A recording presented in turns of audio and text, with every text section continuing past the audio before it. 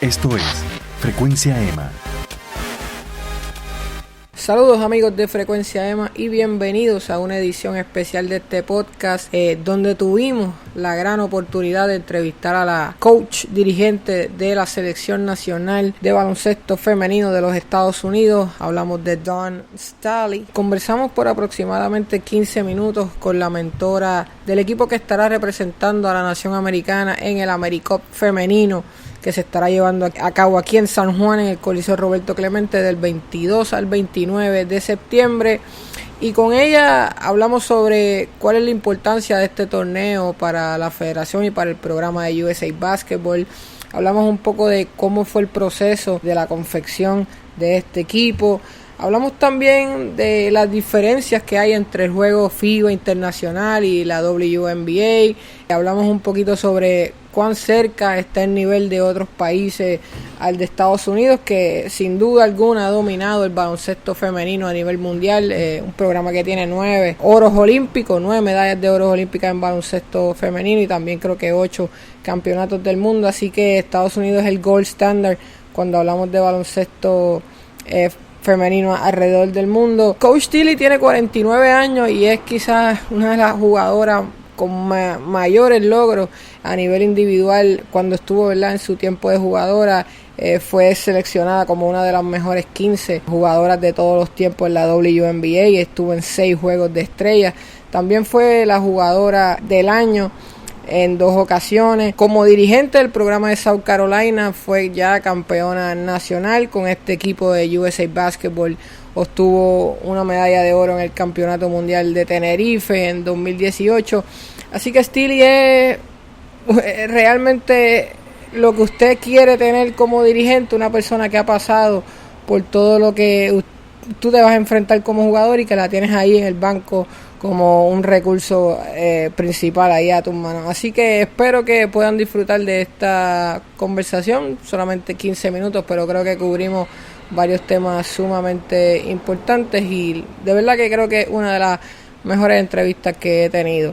Así que sin nada más que decir, vamos a escuchar a la coach entrenadora del Equipo Nacional Femenino de Baloncesto de los Estados Unidos en Frecuencia EMA.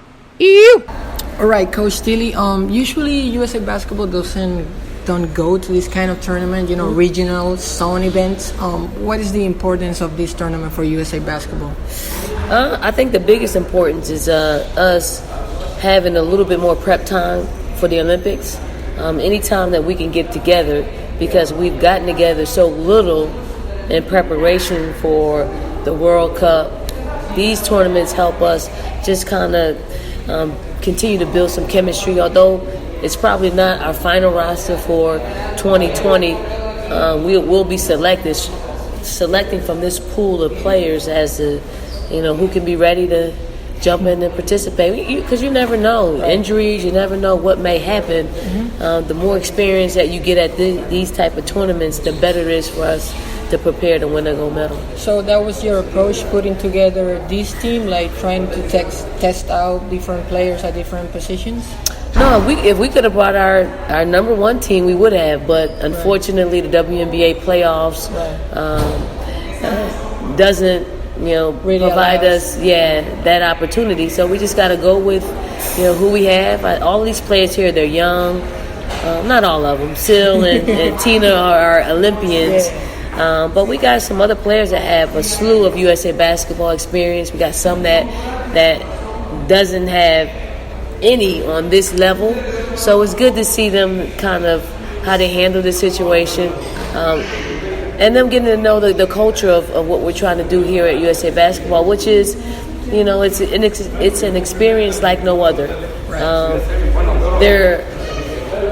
The responsibilities that they have for their respective teams, yes, they have that responsibility here, but they have other players on this team that that create so many other options. So it's good to see them, how they make those adjustments, playing for USA Basketball. You are probably as accomplished as anyone else on this team when it comes to play. You went to 3 Olympics, 3 World Cups. What do you want to, what is the message you want to send when coaching this group of girls? Well, for me, I don't really bring my experience in. I think coaching the team that we're coaching right now, 12 of them are highly motivated women. Right. Okay, and they just want to win. And when you bring those intangibles to the table, it's very easy. You can, coach can, implement plays or concepts. They make them look better. So I think our job is to be prepared for a 2 or 3 minute stretch where someone's going to challenge us at any given time, whether it's the quarters, the semis, or in the gold medal game. We have to be ready for those moments, because those other moments, I do believe our depth really comes into play when when you play in a tournament like this and you play back to back to back. Right. That depth really comes into play and allows us to win a lot of basketball games. Have you seen any of the teams here that may get your attention? Any rivals that you may be looking, to get a nice challenge from? Well, for us, I think that the challenge is to be able to play to our best of our ability. And do we scout other teams? Absolutely. I think, but the challenge for us is to play our best basketball. We know that we're going to get everybody else's best play every time that we step on the floor. The challenge for us is to play our best basketball and try to, we're going to just try to win every basketball game. And if we play to the best of our abilities, that puts us in a good position to do that. Right. Like I mentioned, this is such an accomplished program, like 9 Olympic gold medals, 8 world championships. I guess that comes with a little bit of pressure, coaching them, and a lot of responsibility. How do you feel about it, and how do you embrace it? The good thing about being in this position is I've been here 3 times as a player. I've been here 2 more times as an assistant coach. What this affords me the opportunity is don't mess up. I've been around the coaches that have won. You just follow the same script. It isn't something that you try to reinvent the wheel. If we get the players who are committed, the top players committed to our program, which they always come out and play, that's half the battle, and we have that commitment. So yes, it is some pressure, but what we have to do is replace pressure with preparation. And when you're able to do that, alleviate some of that pressure, because you have a little bit more time to prep. Right. How do you think the international FIBA games compares to what you face probably in the WNBA or in the NCAA basketball? It's much different. It's much better basketball, much more talented. The coaches are incredible because they, when I coach against, the FIBA teams, I steal plays. I steal them. I use them on my university level, and they work well. So, I just think it's the best women's basketball players in the world, not just our country, right, not just on the collegiate level, in the world. So when you're playing against the best in the world, it's really basketball utopia. Right. Do you think the world is closing the gap to USA? Mm-hmm. Absolutely. At least in men's, we can see some competitive games. You see the team just placing 7 at the World Cup. What do you think in women's is the case?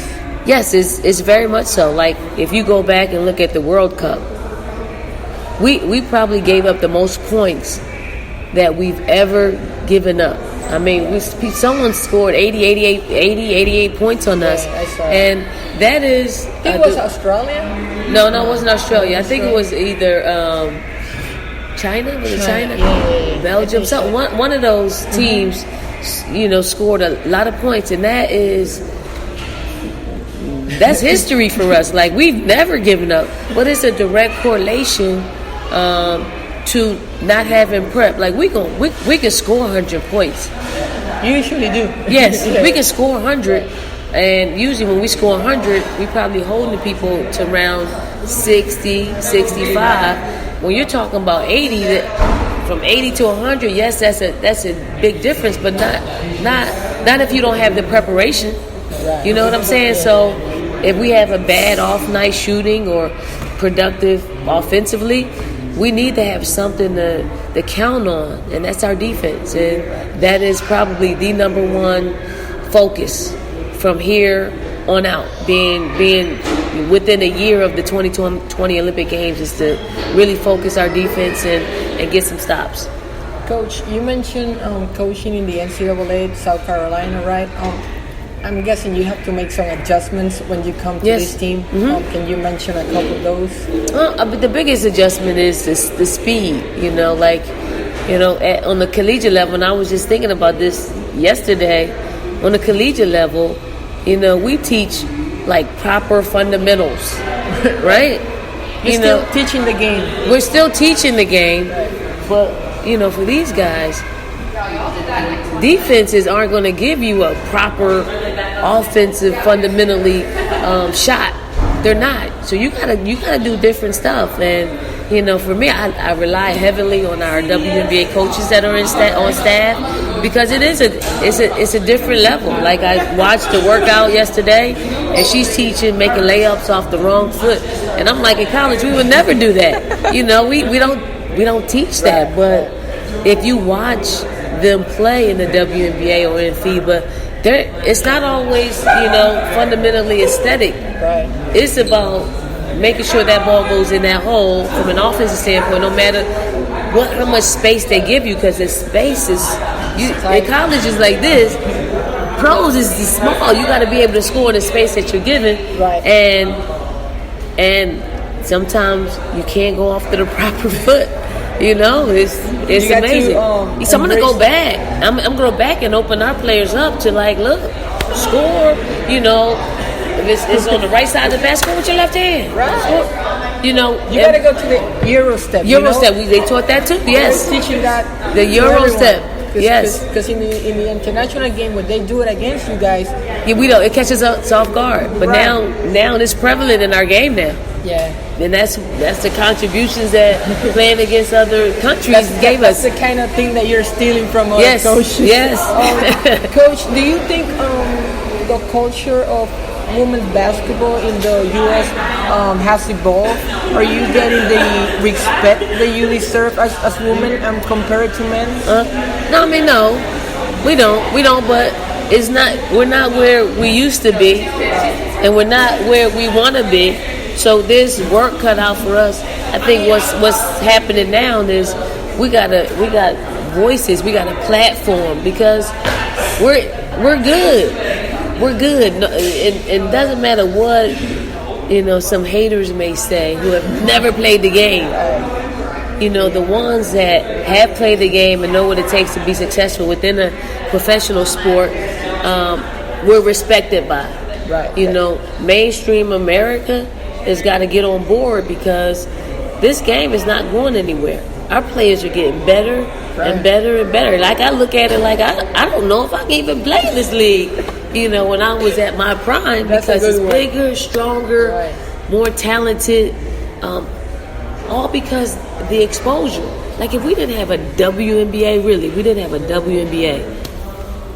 no players are going to be trying to get better, work on their games, change their eating habits, getting a nutritionist, getting a personal trainer, so they know that they can make a respectable living playing professional basketball. So that's what they're doing now. The good thing is you're getting some NBA guys showing up to the games, and I think that's dragging, the masses to look to you guys like on the same level, or at least start the process, because it was a little bit behind.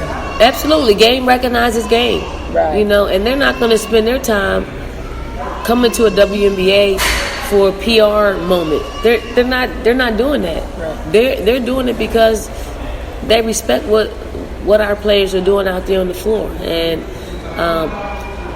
maybe that doesn't pay any bills, but it certainly brings credibility, more so than any other marketing campaign that you can do, just to have our players in there, our WNBA counterparts in there supporting. Coach, I'm going to let you go after this one. we have seen NBA players saying no to the national team, most recently for the World Cup, declining the invitations. That doesn't seem to happen for the girls. You get a player like Sylvia, 33, she's out here enjoying it as much as everyone else. What's your opinion on that? There's a direct correlation between our women's program and success, and that is the commitment of the players. Like, Sylvia and Tina both being here does nothing. Does nothing for them. Yeah. Absolutely nothing. That's the way I see it. Yeah, so it does everything for us as coaches to know that those two players decided to come and play in this tournament and help us win. Because if they didn't come, we would be bringing in a totally new team. But they're the stable forces.